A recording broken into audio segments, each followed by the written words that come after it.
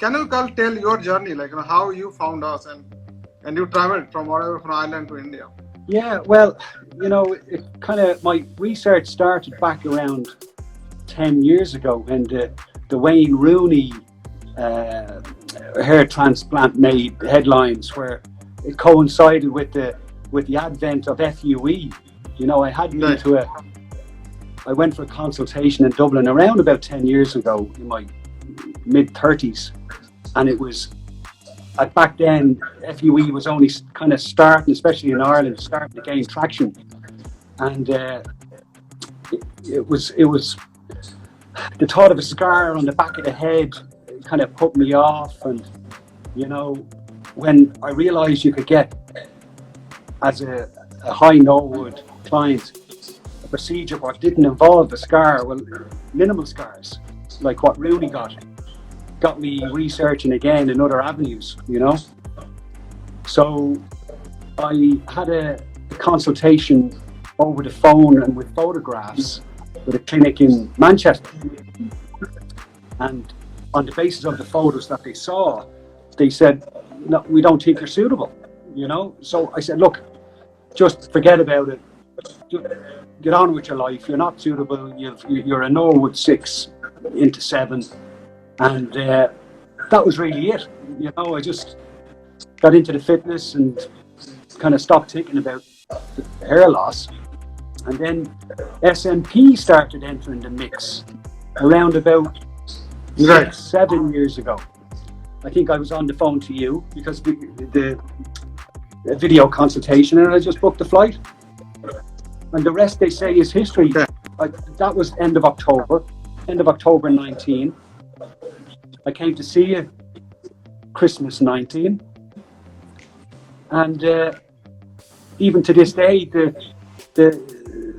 the benefits and the growth and the results seems to be getting a little bit better.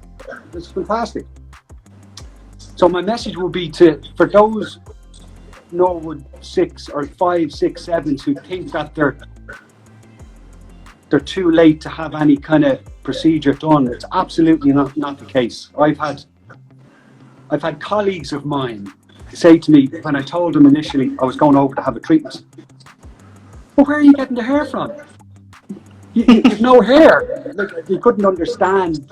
They thought I was going to be buying these plugs or something, And when I came back, the results are unbelievable, unbelievable.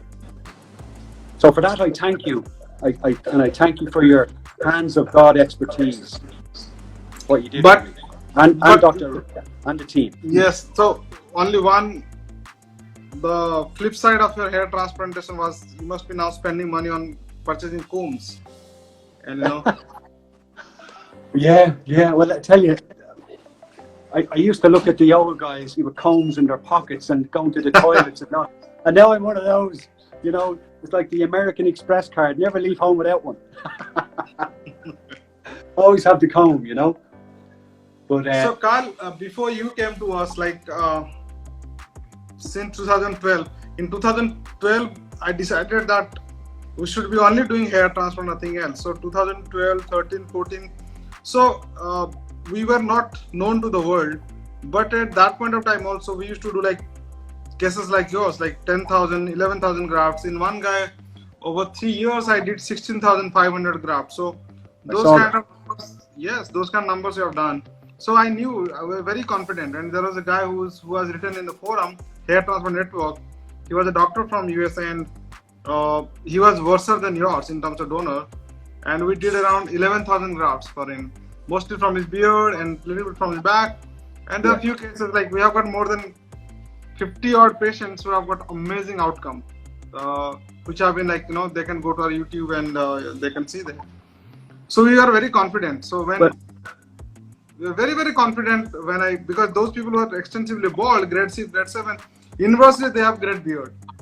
So and we have mastered the art of extracting beard and put them in such a way that even the beard is still, they can flaunt a beard, and the hair would kind of blend with the scalp hair well, so that nobody can make out which is beard and which is scalp. So we have mastered that, and we have seen results.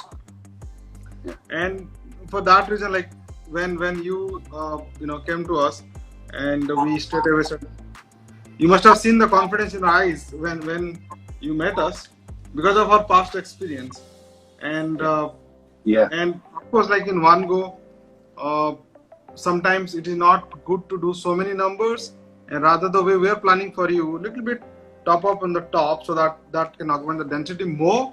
That is smarter way of doing it, and you do it. Now you have also got the confidence. Even from the back, you can pull out 3,000 more grafts. Your back is still looking good. You must have seen it. Yes. So we have already pulled out more than 5,500 odd grafts, and still 3,000 more grafts can be taken. You have it was elaborate, bigger width of thing was there. Well, in many ways, doctor, I have to be in many ways. I think the most important or the most impressive aspect of the procedure was my donor management. Because do you remember the pictures I sent of you? I was breaking your heart, saying, "Doctor, I think I have DUPA. I must have DUPA. I have DUPA," and you were saying, "No DUPA present." Yes. And I was so worried that before I got on the flight to India, I went to see a respected hair transplant surgeon in Dublin. Okay. And he, just for confirmation that I don't have DUPA, because I was terrified. I think I even reached out to Joe Tillman, because I had his email address when I did a consult with Hassan and Wong. And he goes, "I see what you're saying, but if you want to cancel, I'd understand, but let it grow out for a couple of more weeks." So even Joe Tillman was thinking it's touch and go from the photos I sent him. And the doctor in Dublin confirmed there is no DUPA, like you said. And if you'd like me to do a procedure, I can do my very, very best to try and get you 3,500 grafts through a combination of FUE, FUT, and beard. But the maximum he could extract would be 3,500 at a push, and you may forget about the crown. And he's a respected doctor, and he does some good work, but that was his view on things. So I shared with friends of mine, even 18 months after 20 months after the procedure now, I feel my donor's in an even stronger place, which is, I don't know whether it's an illusion, but it feels I've started taking finasteride post-procedure.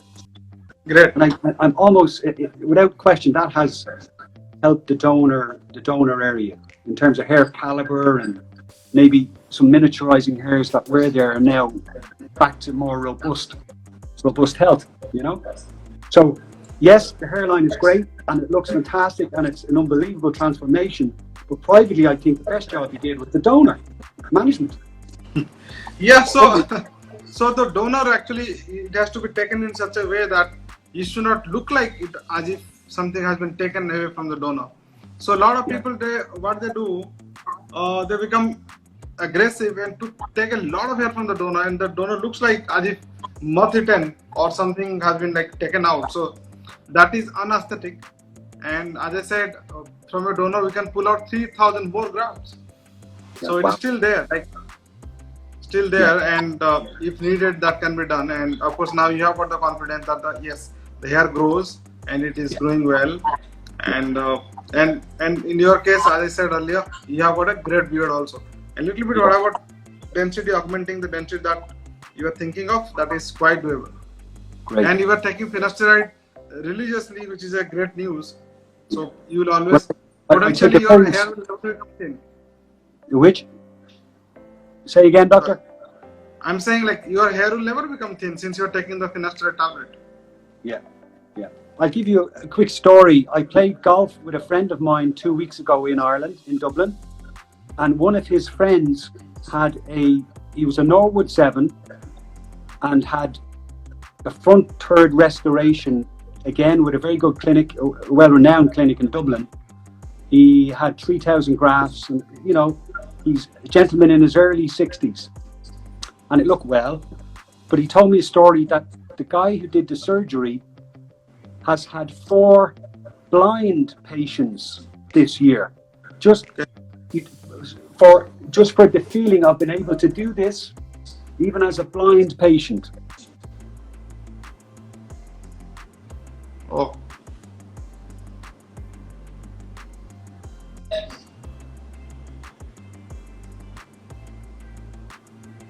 Yeah, that means like this is an emotional statement, but everybody everybody wants to have a complete body. They want to have hair and feel complete, feel 100%. Yeah. So there you go. Just thought I'd share that story with you. So I'm looking forward to coming over and seeing you. Yeah. So it was great to see you, Carl, and of course, I don't know. I feel like Aditya is sitting with me in front of me. The line is kind of breaking up there. The line is kind of breaking up. So no, you look tired, doctor. Yeah, I had 2 hectic surgeries today, and both are repair surgeries. I am doing a lot of repair surgery nowadays. I cry when I do repair surgeries. The hairs are like all away. The angles are wrong. The standing like trees. You have to extract them. Yeah. And tell me, like, do you find yourself getting more Caucasian European guys from the UK or Europe? It was you are like towards the end of 2019 when you came. Of course, that was the peak of our Caucasian patients coming. Almost 60% of our workload was from Caucasian world, and then Corona happened. After that, people the visas got cancelled, everything. So now again for last, I think this is the month of August, July. Since July we have started getting people. Almost every day one or two Caucasians have started coming. That some countries have opened up to India. Like your country has opened up, US is open, so people have started flying now. Ryan is saying that shows how much. Carl, there is a friend called Ryan. He's following you. He says that shows how much hair means a lot to people, even blind. So. Yes, I thought it was a beautiful story. I thought it was beautiful, Yeah. And I'm really going to keep an eye on Patrick from Dublin. His journey. He's coming to see you, I think, in October. He is the story of a guy who was really his story is like he has got 3-4 surgeries earlier, and terrible. Right. So he's going to the best guy in order to try and give him his what he had before back. He's definitely going to the right clinic, which is great. And as I was telling you earlier, nowadays I'm getting a lot of repair cases. So it is another story I'm telling you here. I have recorded the story. So that boy is a son of a very famous cricketer, ex India captain. Just I did his hair transplant like a few days back. Mohammad Azharuddin. So his son was very talented. He asked me to share this story. He said he was extremely talented. He was more talented than the father.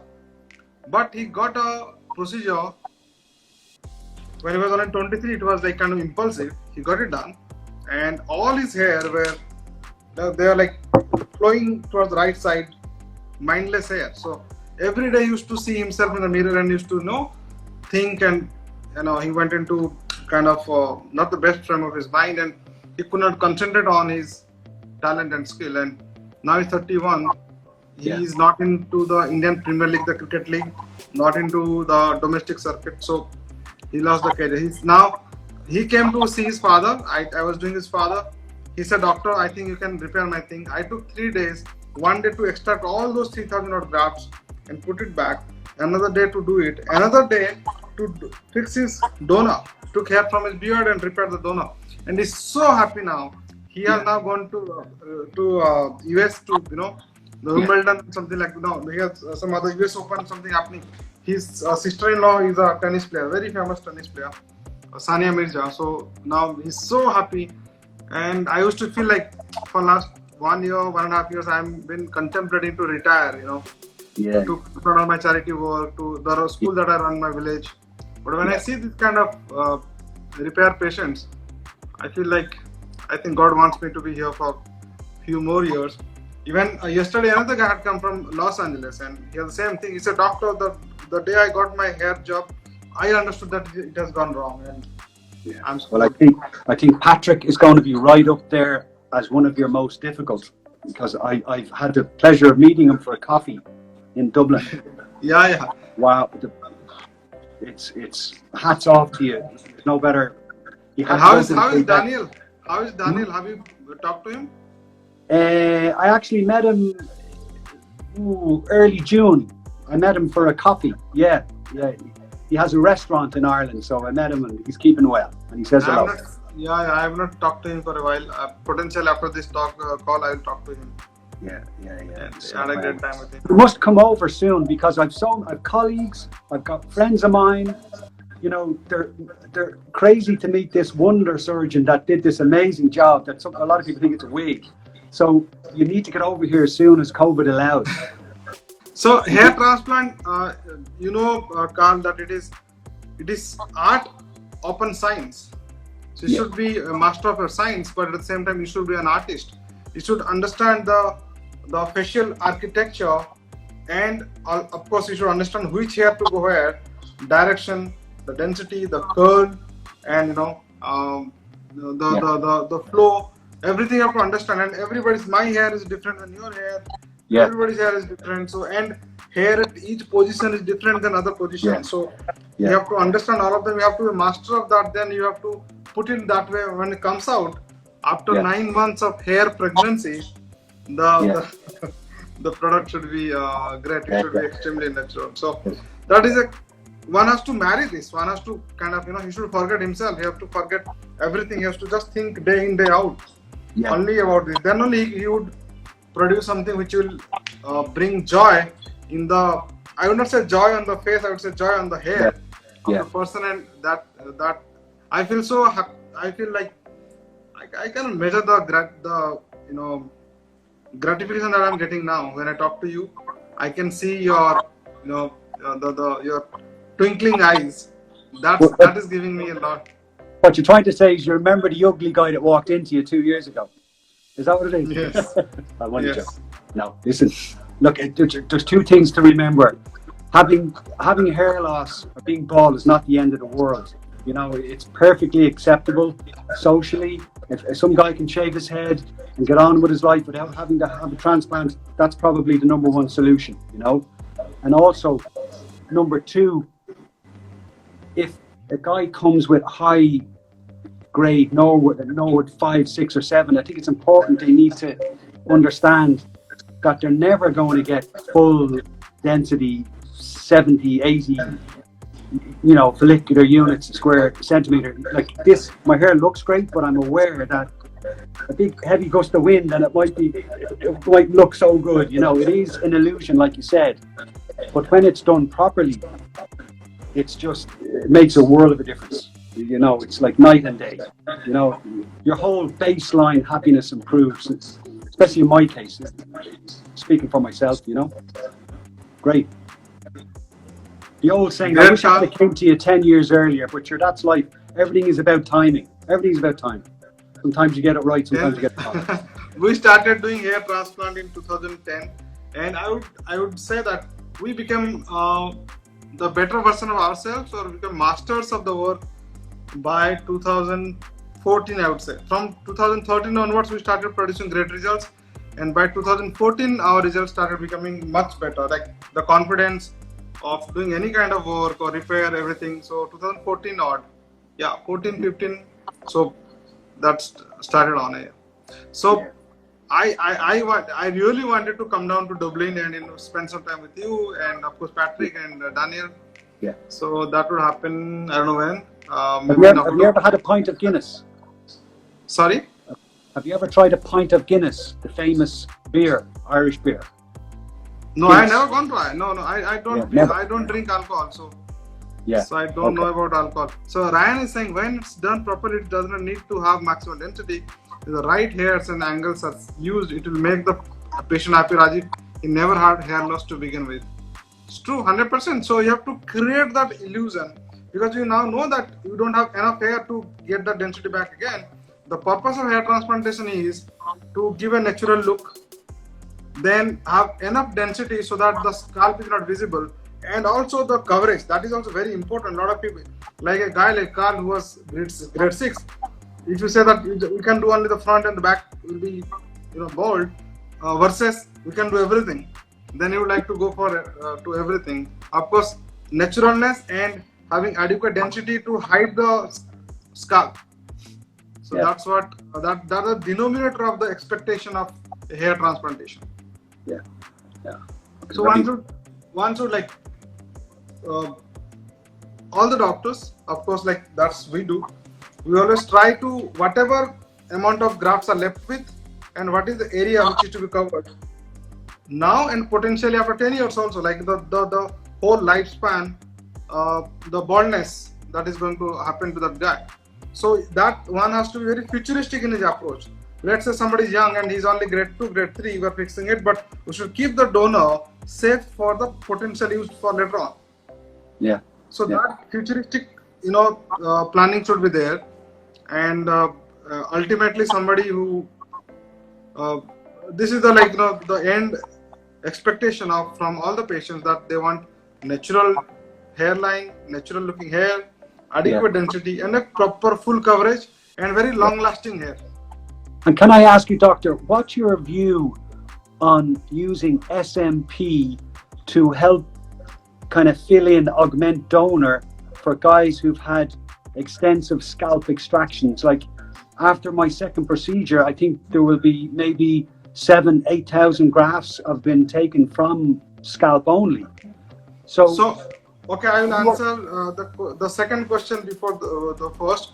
So in your case, even if you extract 2,000 more grafts from the back, you will not need SMP or whatsoever. So that's you should not think of in our hands. So now if I go to Eugenix, I understand. If I go to Eugenix, the first part of the question was, if somebody has got over extraction and his donor looks very bad, then can he go for SMP? Yes, he can go for SMP. I would prefer to repair the donor with kind of with a beard hair and or chest hair, and we have got enough experience now. Extract beard hair and put it there so it is fixed forever. SMP after 4-5 years it might kind of dilute, it could look lesser, and of course you will not have hair. When you put your hand, you will not have hair. So I am confident of putting beard hair or chest hair and repair it. Yeah. Some people call it donor farming. So I know I have done that. So I am very confident doing that again. So Ryan is saying, I have used SMP on my 50 from 2016 and it worked fine. However, I would never use SMP on scalp to make hair look thick. Okay. So Ryan is saying you could potentially put it on the donor, not on the recipient SMP. Yeah. So we don't do SMP much. We do very, very less. And the expertise of SMP in our hands is like nothing, since we don't do that left, right. So there's some good things in Europe. Yeah. Is it still the case you don't really do chest either? Chest, it's really only beard. Usually, yes. So usually, as I said, those guys are extensively bald, have inversely great beard. So sometimes, very occasionally, some people have a great chest as well. But we manage everything from the beard because we are very confident of the beard hair growing. And I'm not sure of the chest hair. Even the best of the chest hair, sometimes 50% hair they don't show up. Yeah. So it is wastage of everything, all the efforts and everything. So we if you look yourself, still you have got so much of beard. You can give it to a whole village. You can donate. So we are very confident. Question. Because can you remember the size of the punch that was used on my procedure? Because yes. Some guys, I can tell the community, the donor looks amazing, so they're going to go, what size punch did you use? And I don't know. So it is not the size of the punch alone. There are multiple things. So one is size of the punch. So we use a punch which is just adequate enough to extract the grafts and not damage, not cut the hair follicles in the below, inside the skin. So we have used in your case close to 0.85 and 0.9. So where 0.9, when the grafts are very thick in the mid part of the scalp, the occiput, center of the occiput, then we have used 0.9. And the sides, when the hair are thinner, we have used 0.85 and 0.8. So that is one side of the punch. But what is the quality of the punch? What is the thickness of the wall? And what is the sharpness? Which metal that punch is built up? So if the thickness of the wall of the punch is more, then it would create a bigger wound. Yeah. If it is super sharp, then it would have a very smooth cut which would heal very fast. Yeah. So there comes the metal, there comes the instrument, and of course the expert is the angle in which you have, entered to the skin. So if you have got a bad angle of entry, then the wound root size is bigger. That would heal with a bigger scar. Yeah. If your angle is, just adequate enough just to, kind of extract the graft, and everything correct in your metal which we use coal punches, were like, from USA. Yeah. And they're very, very, very, very costly, and but that's okay. We use that only for I think one of the good things that we have done is we have never ever compromised anything which is best possible in the world. We have used, whether it is the magnification systems or the punches or anything. So that has helped us to come to this point. There is a question in the beginning. I think somebody asked, like, why some places are so cheap? Because they cut down everywhere. Yeah. They cut down everywhere. They cut down their own training of the staff, instrumentation, everything they cut down, and so they can operate in a very lesser price. And of course, the results will be, some would have a bad donor, some, like, everything will be bad somehow. Your body is damaged forever. And do you think I need to be using finasteride for the rest of my life, or just for while I'm having the surgeries? What's your view on the finasteride? So Carl, like, as you know, you had a little bit of thinning just above the ear. Yes. So for that reason, I'm skeptical. So if you, as long as you can take finasteride tablet, it is okay. Otherwise, we have got the topical finasteride. Now we've got enough experience to tell you that topical finasteride gel is almost 80 to 90% as effective as the oral tablet. Okay. That you can use. And I think, I don't know whether I've told you earlier or not, I'm working on stem cells. So that means those hair follicles are very strong. I'm going to extract the stem cells from those hair follicles, culture them, multiply them, and put it on the thinning area.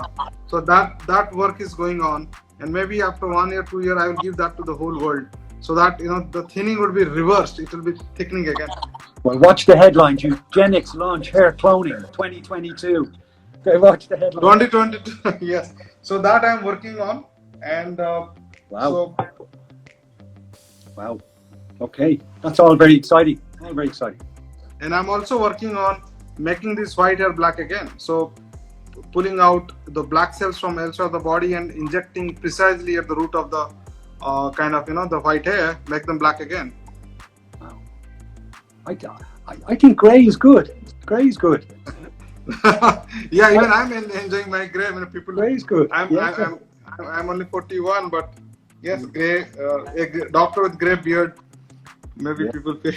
Yeah. My kids say that I should have black hair, but I'm saying science is evolving. We all should be constantly thinking about the work, and God will give us more ideations, and we can give something to the world before we die.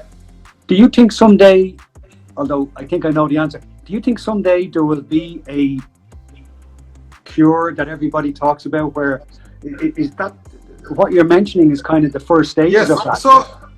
Yes. Stem cell. Perfect. Well, yes, perfectly well said, Carl. So the science is working on things like intrauterine, when the child is inside the uterus. So there will be genetic, maybe after 5 to 10 years, there will be some kind of genetic treatment which would go intrauterine and knock out the gene of baldness, knock out the gene of maybe breast cancer, knock out the gene of diabetes.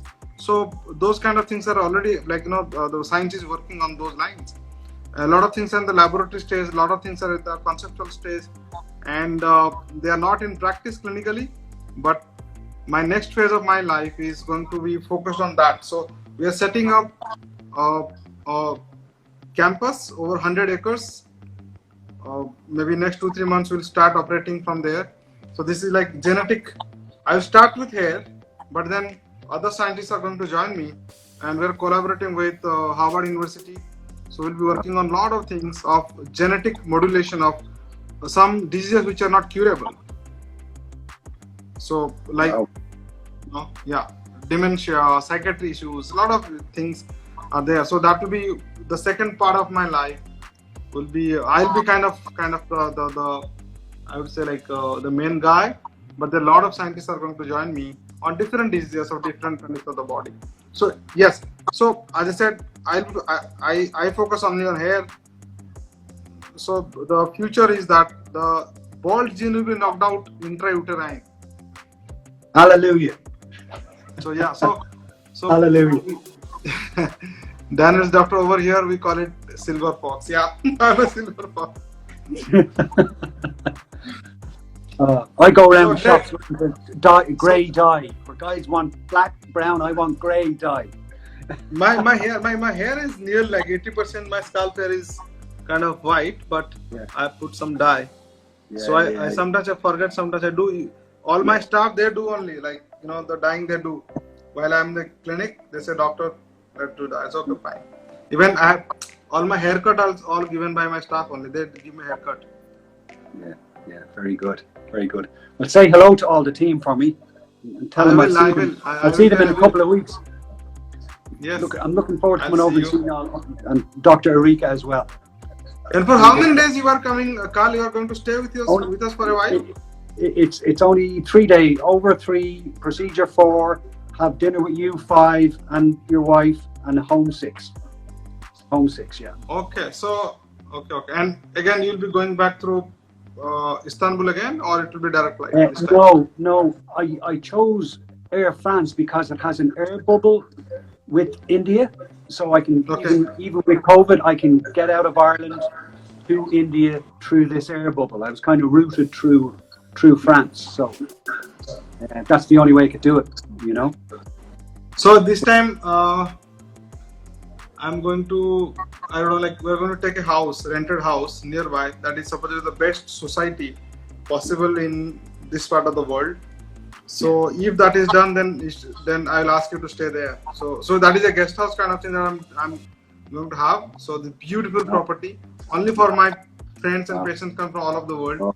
So if that is done, thank you. So good. So you should stay with us, and morning and evening we'll go for walks and we'll talk a lot. And, with my surgical cap. Yeah. So in the society, at least 50-60 people are my patients. So don't worry about that. Brilliant. Really look forward to that, doctor. Thank you. Thank you so much, Carl. It was so nice talking to you. And after 3-4 days from Maldives, from the oceans of the Maldives, we'll do another live. By the time, a lot of people wanted me to come on live, but during COVID time, it was so bad. I was feeling so sad, and I was not in the best frame of my mind. So now for last 1.5 months, I've started opening up. But earlier, like for 2 months, I was very low. I was feeling. I lost few of my friends, and I was very low. No, we haven't lost any friends. Go run a nice warm bath, light some candles, and get a kip. Go for a good sleep. It's nearly 10:30 there, is it? What time is it there? 10:30? It is not after. It is going to be 10 now. 10. Okay.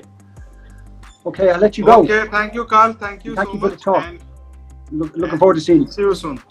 Okay, see you soon. Stay safe. Bye-bye.